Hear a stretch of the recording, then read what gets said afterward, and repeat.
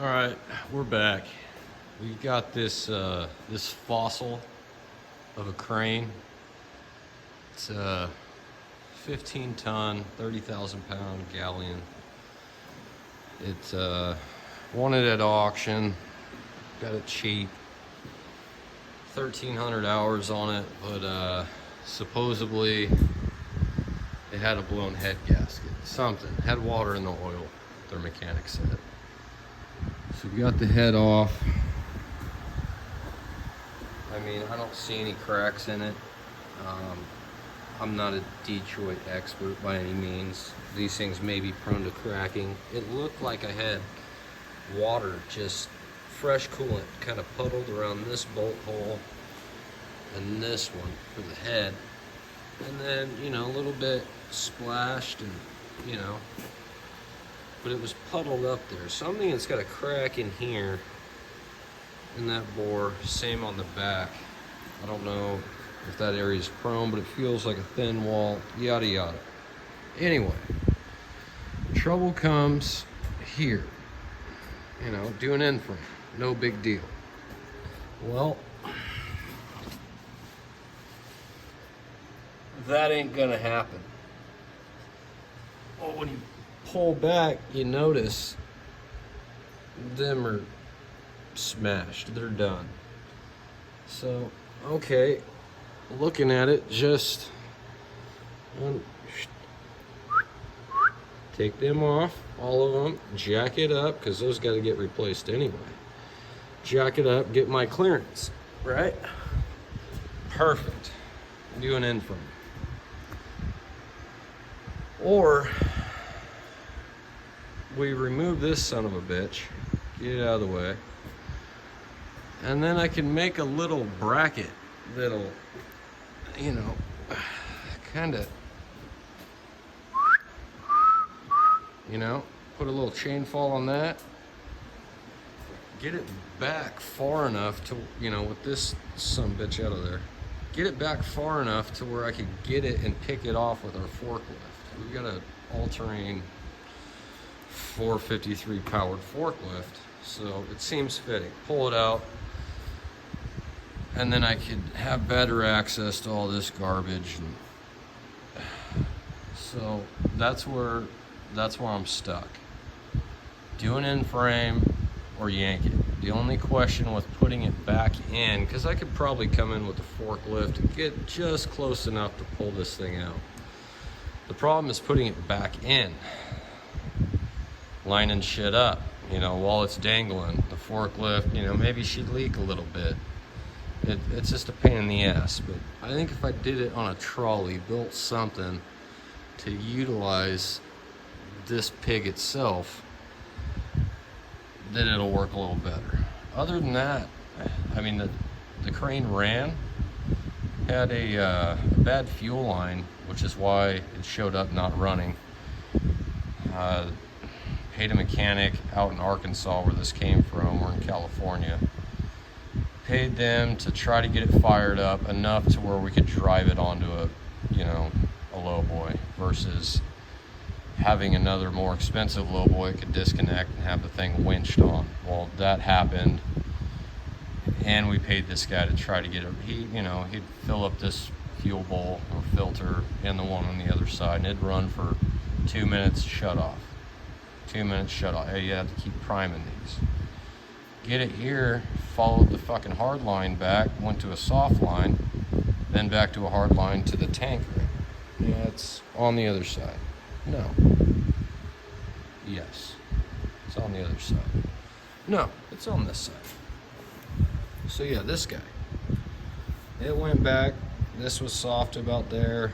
Down there further, went back to the tank. Well, I got my little hand pump primer off my boat and a little check valve. Any other Detroit we've had, it's always had gravity feed to the pump, so it doesn't have to do much sucking. Well, never had a problem priming them. This one, it had a check valve that was bolted onto the filter on the other side. Makes sense. Took it out to make sure it was still working. The fucking flapper valve was gone. Okay, there's the problem. It's just losing prime every time. So put a new one on, and I changed that soft line that was there, because the boat primer, you know, with the check valve, I could see that it was still sucking air. Pulled all that shit back off, checked that line. It had been rubbing on the inside of the frame here enough to wore a flat spot in it, and no big deal, but there's a tiny little pinhole and it was just fucking sucking air. Got that changed. This thing ran like a top. Not like it has a blown head gasket, not like it's getting coolant into the cylinder and it's, you know, trying to burn it. I was worried about it running away because the rack was never addressed. These fucking injectors like to stick. If they get any kind of contaminants in the fuel, them fuckers will stick, and they like to stick partial throttle or wide open throttle. I've never had one stick closed throttle. So it's not a true runaway, but you know, emergency flap it up, suffocate the whore, and that's it. But it ran, extended this boom all the way out, you know, played with that fucking thing, the block and tackle, I guess, pulled it in and out, rotated it, drove it, used the rear steer, brakes worked. I mean, the fronts worked. These are fucking just, they've got to be collapsed. Because then, after you'd hit the brakes, of course, you go to hit the gas, and it's just, it doesn't want to go. It's bogging the engine. Put it in reverse, and it'd move a little bit. You have to kind of rocket barb, get it to where it'd break it loose enough to where then it'd drive. Then it started kind of dogging out again. So that's what led us here. We bought it cheap enough. We knew that it was gonna need work. It's a Detroit.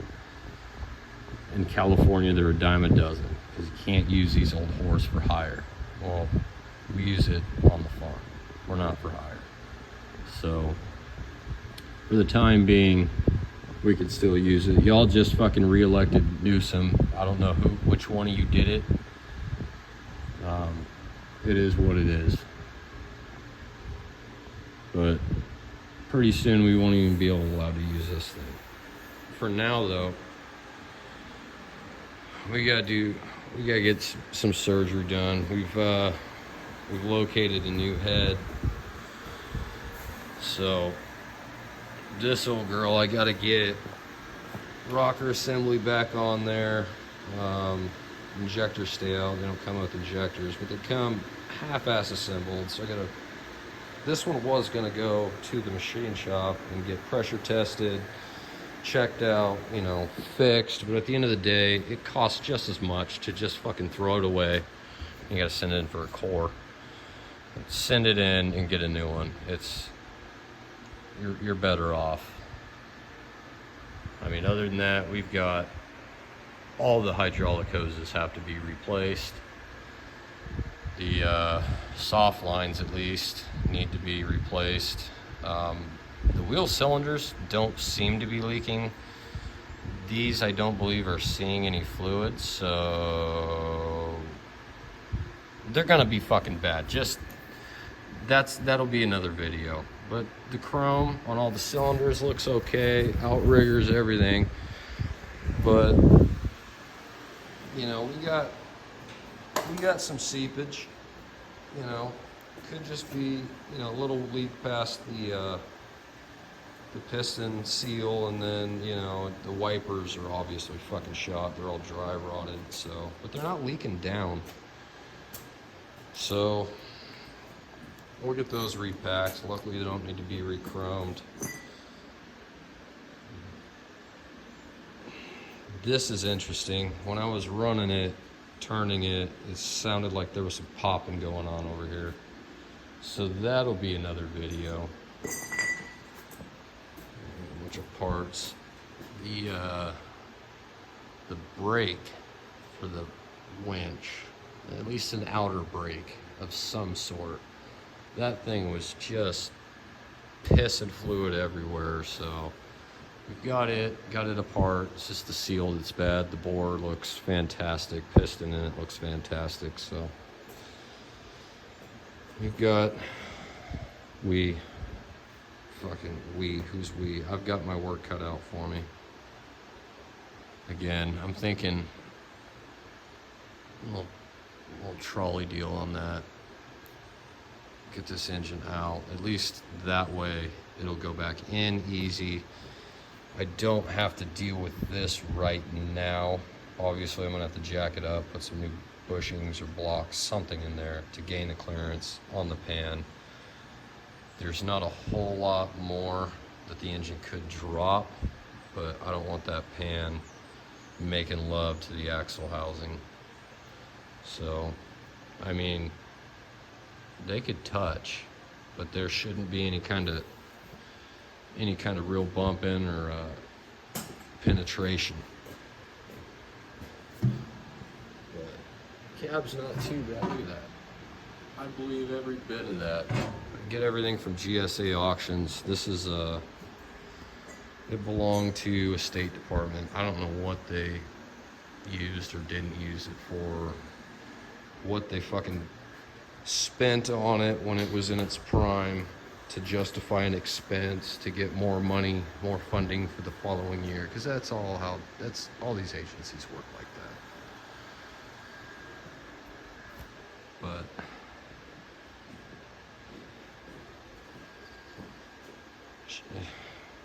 I mean, it'll lift your Chevy 350. Now, 4th of July, we got something to hang that out front 70 feet in the air with. So that's something. It's got little, electric little angle. I don't know enough to be able to use that. I've never ran a crane. We've watched our well pumps being pulled more times than I like to mention. It's very expensive. If this pulls one pump, that it's gonna happen again. Fucking grapes are sucking our water down. We're at 130 feet now and it's dropping. So if we can pull one pump with it, it'll justify the expense. Delivered from Arkansas, where I was born. She's a piece of shit, but it'll get done. I'm gonna need to get another, not gonna try fuck this, get it out of there, get a new radiator. Lots of hoses. Hoses are always fun. A lot of people like to take pictures or videos. Where does this hose go? I use a system of zip ties when I'm taking multiple hoses off, where there's some down here for the outriggers up and down. There's just a big mess of them, where a bunch of them go to the same location. Like up there, you got a few. Well, what goes where? I like to use zip ties, colored zip ties. Put a fucking blue and a blue, and on the other side a blue and a blue, and a white, white, white, white. You'll run out of colors, but then blue and white, red and blue, just fucking keep going. I can do up to like 30 hoses at once. So far is about my record. You just got to make sure that when you drop it off to the company, we use Fluid Tech here in South Sacramento. They do a good job. And they know, we'll leave my fucking zip ties on them. We want our hoses back, and zip tie the ones you make to the ones that you are, you know what I mean? Makes things a lot easier. That, and then we don't have to pay the hose return or disposal, whatever. We got a pile, we've got a small shack full of hoses, because it's a safety thing. We get equipment, this old shit, yeah, they hold now, but when it's holding the load suspended, or when you need it, it's dangerous. Any one of these fucking hoses go out. Any of them can catch a fire, when you think about it. So they all get changed, but we keep all our old shit. This fuel line that I made to make sure it would run, see, it's off our forklift. This one was a fucking yellow. See that? I'm not just saying it. That ain't no bullshit. That's what I do. It works. This thing did run. We could have left it alone and probably used it to get one pump, get its money. you know, taking the chance on fucking killing everybody. Not about that. By everybody, I mean me. I'm the only fucking one doing this. It's gonna be me pulling the pump. It's all me. But that's it. There'll be more to come. If I decide to do that or just jack it up and in frame, we'll find out. I was hoping to make a decision by the end of this video, but I'm still thinking.